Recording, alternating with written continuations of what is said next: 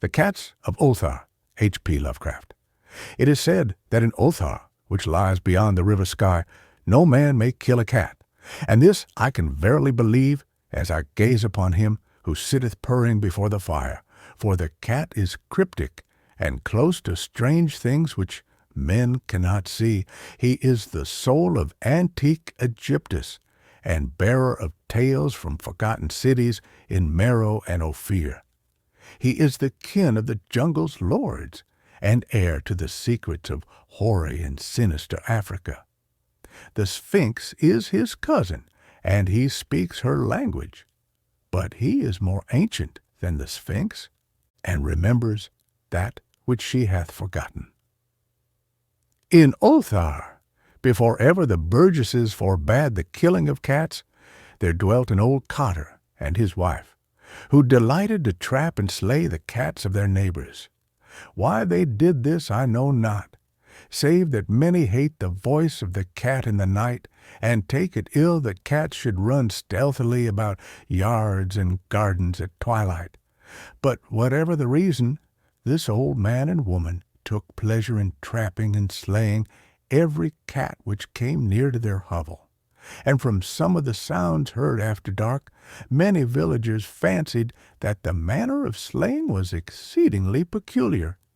But the villagers did not discuss such things with the old man and his wife, because of the habitual expression on the withered faces of the two, and because their cottage was so small and so darkly hidden under spreading oaks at the back of a neglected yard. In truth, much as the owners of cats hated these odd folk, they feared them more, and instead of berating them as brutal assassins, merely took care that no cherished pet or mouser should stray toward the remote hovel under the dark trees. When through some unavoidable oversight a cat was missed, and sounds heard after dark, the loser would lament impotently, or console himself by thanking fate that it was not one of his children who had thus vanished, for the people of Ulthar were simple, and knew not whence "it is all cats" first came. One day a caravan of strange wanderers from the south entered the narrow cobbled streets of Ulthar. Dark wanderers they were, and unlike the other roving folk who passed through the village twice every year.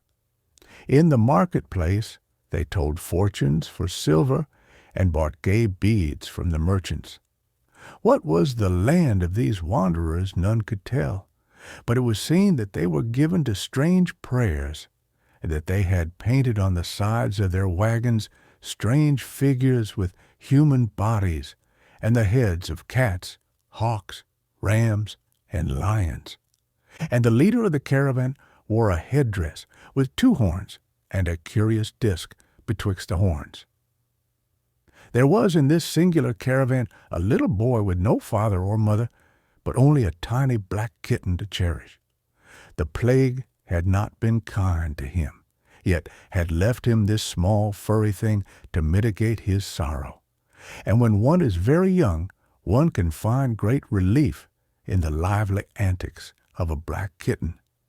So the boy whom the dark people called Menace smiled more often than he wept, as he sat playing with his graceful kitten on the steps of an oddly painted wagon. On the 3rd morning of the wanderer's stay in Ulthar, Menace could not find his kitten, and as he sobbed aloud in the marketplace, certain villagers told him of the old man and his wife, and of sounds heard in the night. And when he heard these things, his sobbing gave place to meditation, and finally to prayer. He stretched out his arms toward the sun and prayed in a tongue no villager could understand. Though indeed the villagers did not try very hard to understand, since their attention was mostly taken up by the sky and the odd shapes the clouds were assuming. It was very peculiar, but as the little boy uttered his petition, there seemed to form overhead the shadowy, nebulous figures of exotic things, of hybrid creatures, crowned with horn-flanked discs. Nature is full of such illusions to impress the imaginative. That night the wanderers left Ulthar and were never seen again, and the householders were troubled when they noticed that in all the village there was not a cat to be found. From each hearth the familiar cat had vanished. Cats, large and small, black, gray, striped, yellow, and white. Old Cranon, the burgomaster, swore that the dark folk had taken the cats away in revenge for the killing of Menis's kitten, and cursed the caravan and the little boy. But Nith, the lean notary, declared that the old cotter and his wife were more likely persons to suspect, for their hatred of cats was notorious and increasingly bold. Still, no one durst complain to the sinister couple, even when little Atal, the innkeeper's son, vowed that he had at twilight seen all the cats of Ulthar in that accursed yard under the trees, pacing very slowly and solemnly in a circle around the cottage, two abreast, as if in performance of some unheard-of rite of beasts. The villagers did not know how much to believe from so small a boy, and though they feared that the evil pair had charmed the cats to their death, they preferred not to chide the old cotter till they met him outside his dark and repellent yard. So Ulthar went to sleep in vain anger, and when people awaked at dawn, behold, every cat was back at his accustomed hearth, large and small, black, gray, striped, yellow, and white. None was missing. Very sleek and fat did the cats appear, and sonorous with purring content. The citizens talked with one another of the affair, and marveled not a little. Old Cranon again insisted that it was the dark folk who had taken them, since cats did not return alive from the cottage of the ancient man and his wife. But all agreed on one thing, that the refusal of all the cats to eat their portions of meat or drink their saucers of milk was exceedingly curious, and for 2 whole days the sleek, lazy cats of Ulthar would touch no food, but only doze by the fire or in the sun. It was fully a week before the villagers noticed that no lights were appearing at dusk in the windows of the cottage under the trees. Then the lean Nith remarked that no one had seen the old man or his wife since the night the cats were away.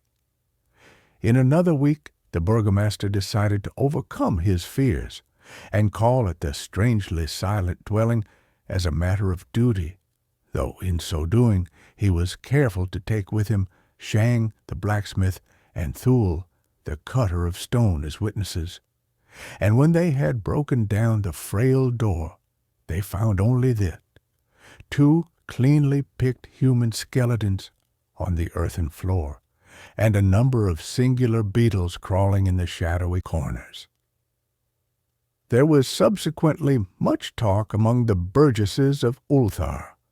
Zath, the coroner, disputed at length with Neith, the lean notary, and Cranon and Shang and Thule were overwhelmed with questions.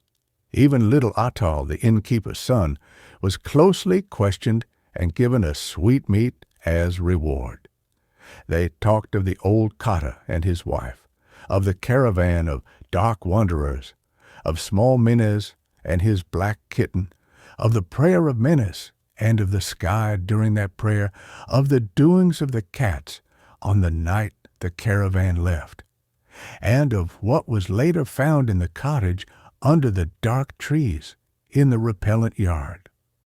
And in the end, the burgesses passed that remarkable law which is told of by traders in Hatheg and discussed by travelers in Nir, namely, that in Ulthar no man may kill a cat.